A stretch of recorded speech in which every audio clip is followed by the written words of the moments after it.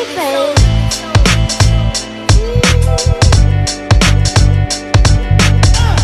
up? What's up? What's up? What's up, everybody? It's your boy Worlds TV back again with another video. Make sure you hit that top bell notification to stay up to date with the recent post notifications of this channel. Now, today we got news coming out of the University of Michigan that Juwan Howard, their head coach, has been suspended for the rest of the NCAA 2022 season, which is about 5 games left at the time of this recording. So, as we all know, the incident, Juwan Howard slapped the hell out of Wisconsin assistant head coach. I believe his name is Joe Krabbenhoft. If I mispronounced that or misspelled that incorrectly, my apologies. But as you guys can see right there in the video, during the altercation, some words were being said. Apparently, Juwan Howard didn't like that head coach, his name is Greg Gard, called the timeout while Wisconsin had a big lead, came over, exchanged some few words, and the next thing you know, Juwan Howard's hand goes back and makes contact with the assistant coach Joe Krabbenhoft. And then as soon as that happened, as soon as I saw that live, I automatically knew that he was going to be suspended. Now, the amount of games, that was up to the NCAA or the University of Michigan, but they came out with the ruling today. I think that it's fair. I think that it was the right thing to do, and it had to come from the university, because I believe if it had came from the NCAA itself, the punishment would have been more severe. I believe they probably would have suspended him until maybe the NIT, or if Michigan somehow makes the NCAA tournament, he probably would have been suspended for that too. But the fact that you give him a 5-game suspension, the season's pretty much almost done. We're about to head into March Madness with conference tournaments and things of that nature. So you just suspend him for the rest of the season, give him a small little fine to pay. Hopefully that $40,000 will go to charity. I think that it was the right move. Now listen, anyone who's played sports knows that when you're in the heat of the moment, you do and you say things that you really don't mean. It's the competition.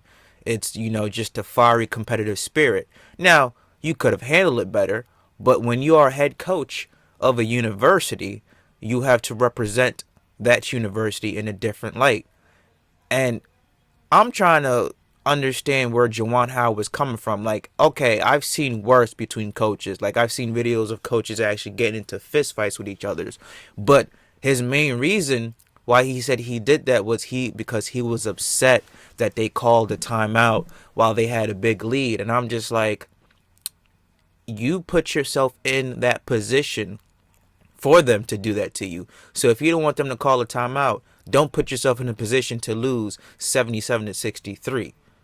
You know what I'm saying? It's just like when people get mad at NFL players for scoring in the end zone and showboating, and all of a sudden they want to come and confront them and fight them. It's like, whoa, stop them from getting into the end zone, or else they wouldn't do that.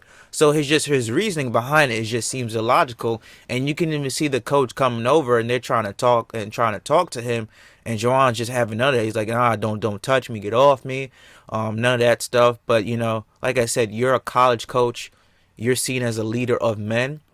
You have a whole bunch of 18, 19, 20-year-olds that are going to follow your lead, that parents have entrusted in you to scope their children, their young adults, into grown men. And so this is just a bad example that you're setting. Obviously, 18, 19, 20-year-olds, they know better than just go ahead and start slapping coaches upside down and putting their hands on people, because that's going to incite this type of violence. But again, you are a leader of men. You're supposed to show these young men the difference between right and wrong at a certain age and how to carry themselves. Obviously, the parents did that, but you're merely supposed to just show them how to carry themselves in the real world. And this was a bad light on Juwan Howard. It was just a bad light on Michigan. But I'm not going to overreact like all these people on the media are doing, and asking for him to be fired and asking for him to be suspended for the rest of the season. I legitimately thought that a 2-3 game suspension was fair. But they said, well, know what, we're going to give you 5, just to show an example that this kind of behavior cannot be tolerated. Because, again, if Wisconsin fans had came from the stands and got involved in this altercation, you would have had a Malice at the Palace college version. And this would have been bad, especially when you have students involved and that old lady right there.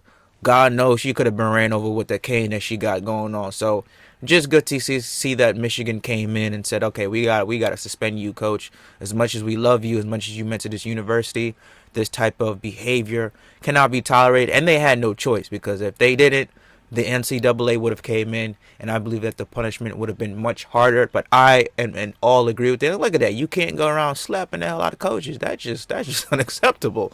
But let me know what you guys think down in the comments below. Was this punishment for Michigan head coach Juwan Howard warranted? Was it acceptable? Did they get it right? Let me know what you guys think down in the comments below. This has been Worlds TV signing off. See you guys next time. Peace.